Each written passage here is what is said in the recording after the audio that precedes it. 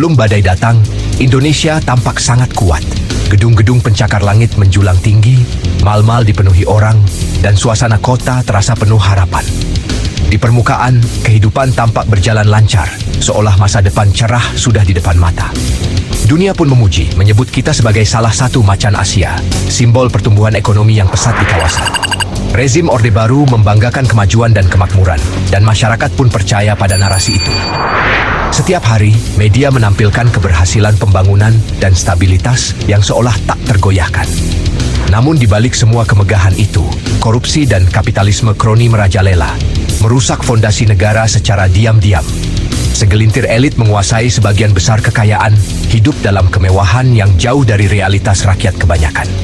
Sementara itu, mayoritas masyarakat hanya merasakan sedikit perubahan nyata dalam kehidupan sehari-hari mereka, tetap berjuang di tengah janji-janji kemakmuran. Sistem keuangan penuh dengan utang-utang macet diberikan kepada mereka yang punya koneksi, bukan berdasarkan prestasi atau kebutuhan.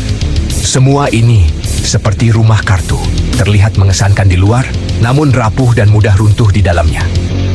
Cengkeraman Presiden Soeharto terhadap kekuasaan sangat mutlak, perbedaan pendapat dibungkam, dan media dikontrol ketat.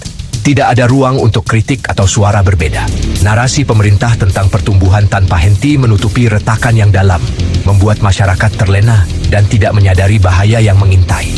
Ketika keruntuhan itu akhirnya datang, semuanya terjadi dengan cepat dan mengejutkan, membuat banyak orang tak siap menghadapi kenyataan pahit.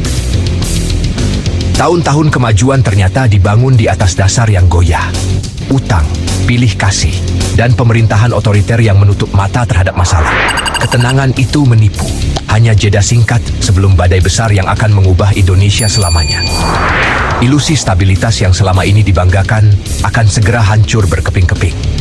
Bangsa ini tidak pernah benar-benar siap menghadapi apa yang akan datang, dan ketakutan mulai merayap di tengah masyarakat. Harga dari mengabaikan retakan-retakan ini akan segera menjadi sangat jelas, terasa di setiap sudut kehidupan. Inilah kisah tentang bagaimana segalanya mulai berantakan, dan harapan berubah menjadi kecemasan. Badai besar akan segera melanda, dan tidak ada yang benar-benar siap menghadapi dampaknya. Krisis dimulai dengan tenang, tanpa tanda-tanda besar di permukaan. Aktivitas berjalan seperti biasa, dan banyak orang tidak menyadari badai yang akan datang. Namun, semuanya bermula bukan di Indonesia, tapi di Thailand.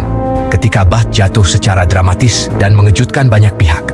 Kepanikan pun menyebar ke seluruh Asia, menular dari satu negara ke negara lain seperti api yang membakar rumput kering. Tak lama kemudian, investor asing mulai kehilangan kepercayaan pada Indonesia. Mereka menarik dana secara besar-besaran.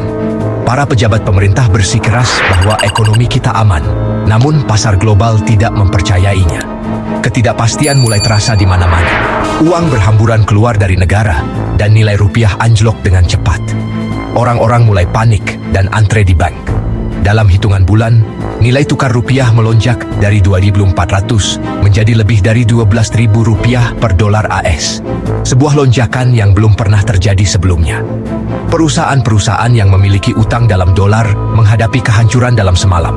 Bisnis tutup, pabrik berhenti beroperasi, dan ekonomi mulai lumpuh. Jutaan orang kehilangan pekerjaan, membawa pulang barang-barang mereka dalam kardus. Pengangguran melonjak drastis. Upaya pemerintah untuk menstabilkan mata uang justru memperburuk keadaan. Inflasi melonjak tajam, harga-harga kebutuhan pokok naik setiap hari. Biaya hidup menjadi tidak tertahankan. Mesin ekonomi benar-benar macet, dan rakyat semakin tertekan. Kepercayaan terhadap pemerintah menguap. Protes bermunculan di mana-mana, dan media mulai mengkritik kebijakan yang diambil. Setiap kebijakan baru disambut dengan keraguan dan kecemasan. Tidak ada lagi rasa aman. Krisis ini tidak lagi hanya masalah keuangan, ia telah berubah menjadi masalah nasional yang menyentuh seluruh lapisan masyarakat. Guncangan pertama telah mengguncang Indonesia sampai ke intinya. Janji kemakmuran yang dulu digaungkan kini lenyap begitu saja. Bangsa ini terjerumus ke dalam ketidakpastian yang dalam. Keruntuhan ekonomi terasa di setiap rumah tangga. Indonesia sedang dalam kondisi jatuh bebas, tanpa kepastian kapan akan berakhir. Bagi masyarakat Indonesia biasa, krisis berarti kelaparan dan kesulitan. Harga beras dan kebutuhan pokok naik 2 kali lipat, lalu 3 kali lipat. Antrean panjang untuk mendapatkan makanan bersubsidi menjadi hal biasa. Keluarga menjual barang-barang mereka hanya untuk makan. Kelas menengah hancur, jutaan orang kembali jatuh miskin. Gizi buruk dan kejahatan melonjak seiring dengan meningkatnya keputusasaan. Statistik tidak bisa menggambarkan penderitaan itu. Biaya kemanusiaan ada di mana-mana, terlihat di setiap rumah dan jalan. Pemerintah lumpuh, kepercayaan diri hancur. Rezim Soeharto yang dulunya sangat kuat, kini terlihat bingung dan terpecah belah. Perubahan kebijakan yang drastis menghancurkan kredibilitas. Berpaling ke IMF untuk mendapatkan pinjaman justru memperdalam krisis, memicu kepanikan dan penarikan uang dari bank secara besar-besaran. Gambar ikonik Soeharto menandatangani kesepakatan IMF melambangkan penghinaan nasional. Kepemimpinan terpecah, pemerintah dalam kekacauan. Jalanan semakin tidak tenang.